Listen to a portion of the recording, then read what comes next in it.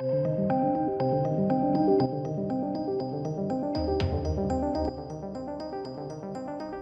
and welcome to the channel, ladies and gentlemen. Dave Filoni's given like a big speech at a National Centre for Women and Information Technology. And in doing so, I think fundamentally revealed why some of the stories have been lackluster at Lucasfilm. So, like, I'm a big firm believer in everyone having, their kind of purpose to shine and show and, to be included in stories, right? Some of my favourite films of all time and franchises of all time do have strong female characters. I really do like that. And I like any character that experiences some kind of arc, because I think fundamentally we can all agree that that is engaging. We can all empathise with that, right? We can all empathise with a character that is flawed and goes through an arc. One of my favourite films of last year, and I bang on about it so many times, is Ready or Not. And in fact, I did like a video essay, I'll leave it linked above, which was like how to craft a strong character, like a good strong character, especially females. Because we live in a time now where it seems blasphemy to show any form of flaws with these characters. And, if you think about all of the most iconic females, and also the most iconic men, so the broad spectrum anyway, they're always very flawed characters. Very, very flawed, in fact. To name but one, Batman, he's a very flawed character, right? He's not actually just the best of the best. He's had to go through quite a large arc to be that character that we like. And even then, he's still actually quite flawed, fundamentally, if you look into it. And I think what Dave Filoni's done here is really reveal to everyone what the main focus is at Lucasfilm, which, like, anyone doing any form of story, it should always be the story first. It should never be, we must get these sort of quotas in, we must get 2 women, we must get 2 black characters, we must get 2 trans characters. That doesn't help you make a good story. It can do in a way in terms of giving yourself, I guess, some kind of structure to work around. I don't deny that. I think of course that could work. But as a creative, like, your story should be first and foremost, right? That's the most important thing. And his speech does reveal that that's not the case. There, first and foremost, is we need these quotas to be made. And I think that's really unfortunate, because it shows a real dilution of storytelling. And sadly, I think it may move forward and impact the likes of The Mandalorian, which would be absolutely tragic, because I really like The Mandalorian. But hopefully that's not the case. So I'm kind of sitting on the fence on this at the moment. I'm not gonna say either way. But before we jump into this, ladies and gents, you may know I am making my own film. Skip ahead 30 seconds if you don't want this. But first and foremost, when I went around creating, because I'm the writer and also the director of this, Blackfields, it's just story first and foremost. And as you may know, I'm crowdfunding for it. And the reason was I couldn't actually go to the BFI, which is basically the film industry in the UK, and ask for a grant, because, believe it or not, they say that you can only do it if you have a certain representation or you meet certain cultural elements in the film. So a film like mine sadly has to be crowdfunded, because again, much like Dave Filoni, the powers that be only reward people that are pushing these kind of narratives ahead first and foremost over the story. And stories like mine get pushed to the wayside, even though they're good stories. So it's a shame, really. But you can find a link to that down below in the description box. You can donate $5 or more, and you're actually in for a chance of winning an ornamental prop. Very, very beautiful piece. And you'll actually find pictures of that on the GoFundMe page. But let's dive right into this, shall we? Now, this article is actually down below in the description box as well. Relatively new. It was yesterday. And it's, it's just a good kind of play-by-play of what was said by Dave Filoni. So let's break it down, right? A speech given by Dave Filoni at the National Center for Women and Information Technology potentially explains the recent woke changes to Star Wars: The Clone Wars. Now, I'm not going to get into that sort of element of it because I think that's all, perception, isn't it? I know a lot of people do actually think that, and that's fine. Like, I neither have an opinion or not on it. I'm more focused on the ramifications that this has for future projects, because we know that Dave Filoni is actually rising to prominence in Lucasfilm, and I think that is what's going to signify a large amount of problems in the future. So Filoni spoke at the National Center for Women and Information Technology back in 2016, where he discussed fan reaction to Rey's character in The Force Awakens, as well as a fan reaction to Jyn Erso in Rogue One. But before he got to fan reaction to Rey and Jyn Erso, Filoni recalled his time playing sports as a kid and how he often heard and used the phrase, "Don't be a girl." I don't understand what the issue is with that. It's a very immature way of looking at the world, and it's children being children. I really do have problems with just the inability to let children be children. We all know it. Like, it's what shapes us. But if you look at the generations getting older now, they are becoming more. Well, there's no common sense among them, is there? And you look at the things which have been adjusted and changed for these generations as they were growing up. It's these kind of implementations which are, I think, unfortunately, bastardizing the way children grow up, and is resulting in them being absolutely detached from just common sense.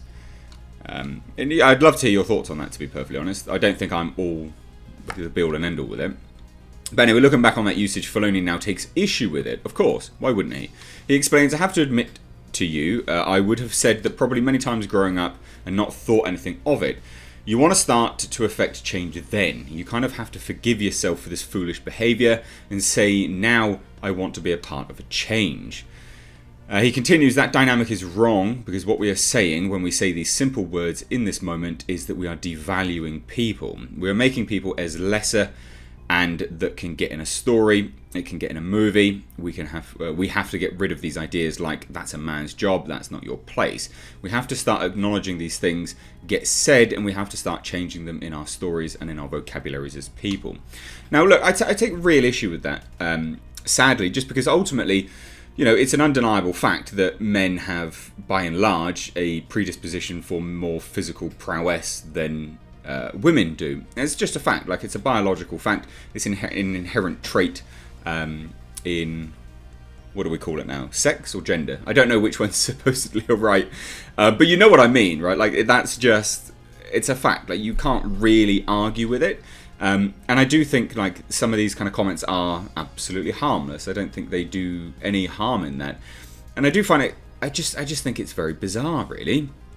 Now, he later would add, "I think of myself as I like to think liberal-minded, but was I as much in practice as I was in theory for what I thought I was? We have to be diligent to break these type of age-old biases." But it's not really a bias. It's a bias founded in reality.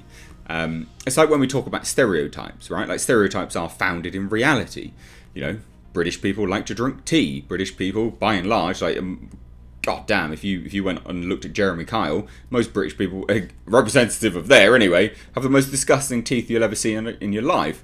Because they're founded in reality.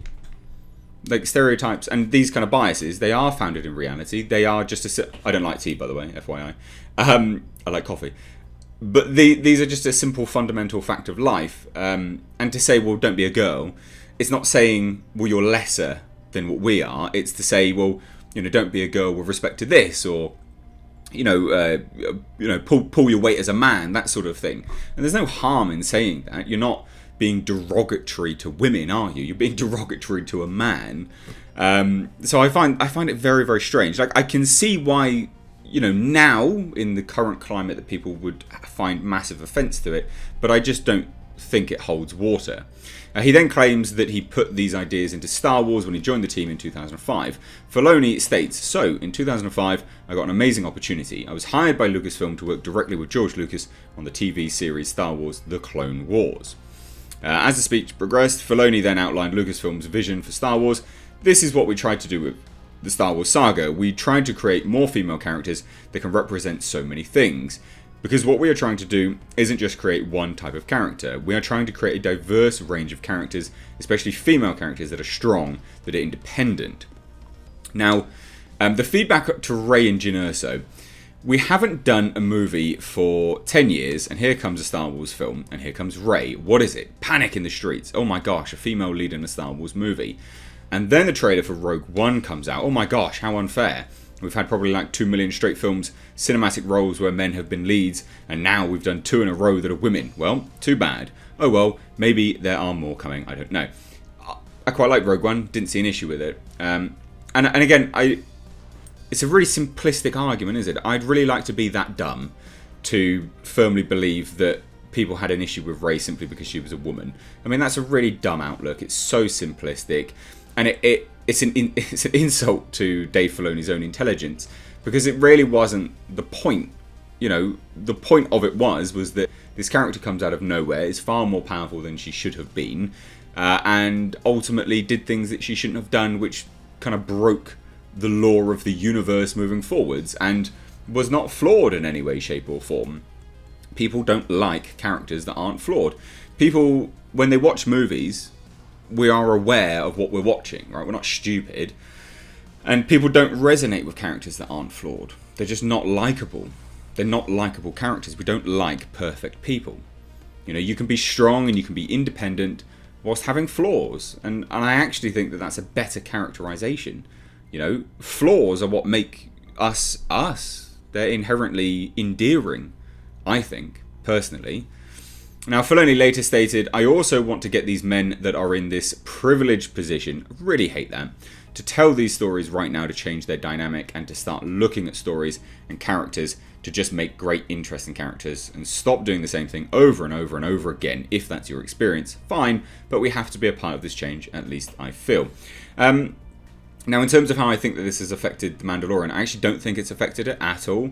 I think that there has been 1 or 2 elements which, like, people definitely took some umbrage with, but I didn't find any issue with The Mandalorian and how it, like we had Gina Carano in it, right?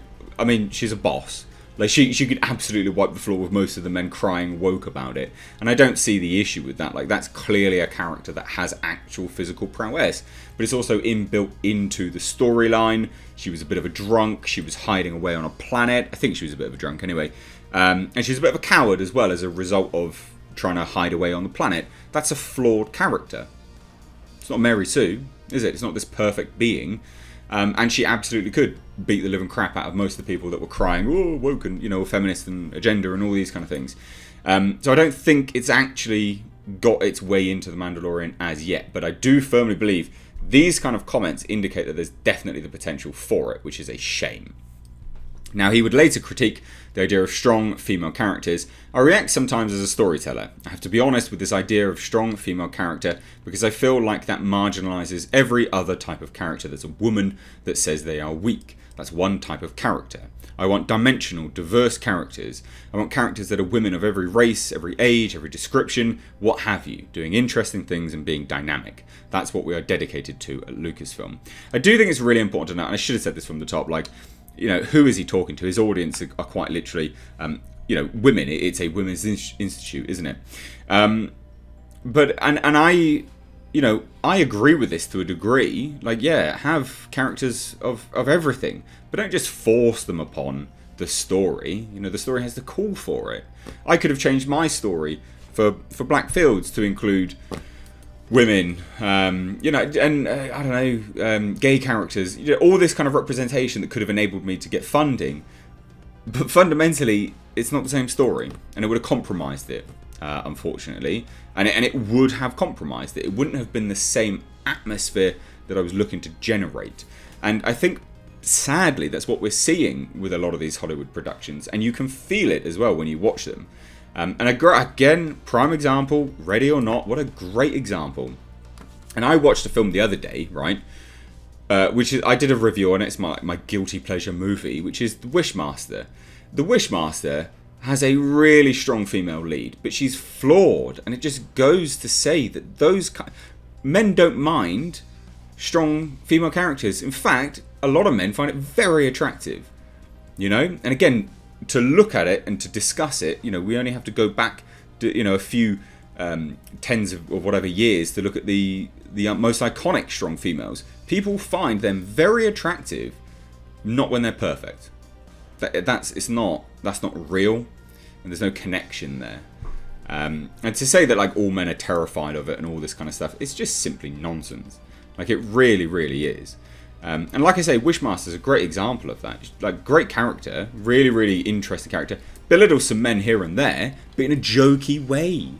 And it works because, again, you know how it progresses and how she goes from this flawed character that doesn't want love and all these kind of things to then embracing it. Like, it works. It makes sense. It's not repugnant on screen. It's good.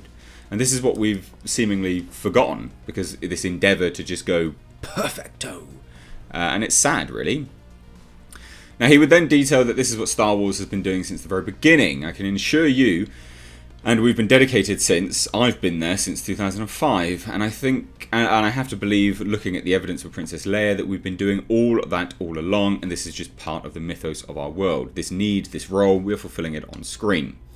We are trying to create an environment where it's my hope that kind of just like Luke, all he did was open that door, right? He just opened the door, let Leia out, and she just went gangbusters. I just want to be a part of Lucasfilm of opening this door to a new generation of filmmakers, of women come to Lucasfilm and be creative, where they can find their voice, where they can tell their stories, where they can get the support they need to be the true visionaries that we know that they will be in the future. But you know what, ladies and gents, how hollow is all of this? Because they haven't had a female director. I don't think, have they had female writers? I don't know. Do you see how all of this is very, very hollow? And this is when you know ultimately you're really being pandered to. These words mean nothing. Whether they mean anything to Dave Filoni, who knows? But they've not been implemented in the long run, have they? You know, positions of power have not been filled by women at Lucasfilm. Positions of creative control have not been fulfilled by women at Lucasfilm. Yes, you've got Kathleen Kennedy, of course. But outside of that, who else? No one. Literally no one. We've had a director of The Mandalorian, which was a woman. I think, was it Deborah Chow, I believe? She did some very, very good stuff with The Mandalorian. But outside of that, there's not been anyone doing the movies. So why? You know, all of this stuff is so very, very hollow. It means nothing. It means absolutely nothing. Now, again, you know, this kind of just continues on and on and on. And there's some other bits and pieces where they kind of, you know, discuss some bits and pieces. You know, Star Wars is done. They replaced an Asian character named Nix Akami with the sisters Trace and Rafa Martez. Filoni had previously described Akami in Star Wars Celebration. Nix was also an attempt. I wanted to have an Asian male lead in Clone Wars, and he was going to kind of be a character bringing that to the forefront. So lots of swappy out things, but it's all very, very hollow. And I really hope, ladies and gents, I really, really hope that this doesn't seep its way into The Mandalorian in future. And I actually don't think it will, but I think it's worth pointing out, and I think it's worth having the discussion. You know, we're not afraid of strong female characters. It's a really, really simplistic way of looking at it. And I get it all the time on this channel as well, which is really laughable. Because it's the go-to for a person without an argument, isn't it? Oh, well, you just don't like female characters then. You must hate them. You must be so insecure. You must be an incel. Really? Really? If you can't come to an argument with any level of nuance or an actual thought-out rebuttal, just don't even bother. Like, it's boring. It's painful. You know? Like, there's no counter. It's just, well, you're this. You're an ist, or you're a phobe, or you're a bigot. And it's just, it's very, very, very simplistic. You know, the points that I've made here, I think, are pertinent. I think they're very salient points. So if you can't counter them, then, well, there's no point even replying, is there? But it also goes to show that you can't, you know, logically come to a conclusion of why I'm wrong. And I'd love to hear how I am wrong. If I am wrong about any of this stuff, please tell me. I'd love to hear it. But let me know your thoughts on this down below in the comment section. If you're new here, please do hit subscribe. I did a video yesterday, ladies and gents, really, really important because it's not reached many people. And I do feel it's worth your time. Clive Barker is trying to get the Hellraiser rights back. I'll leave it linked above. There are some very, very important elements to that, and I'm getting some more information coming soon with respect to how it plays with the TV series rights from my source on that. So I will let you all know about that in the coming weeks, days, depending on when the information comes back. But anyway, guys, thank you so much for watching. I've been Mr. H. Take care.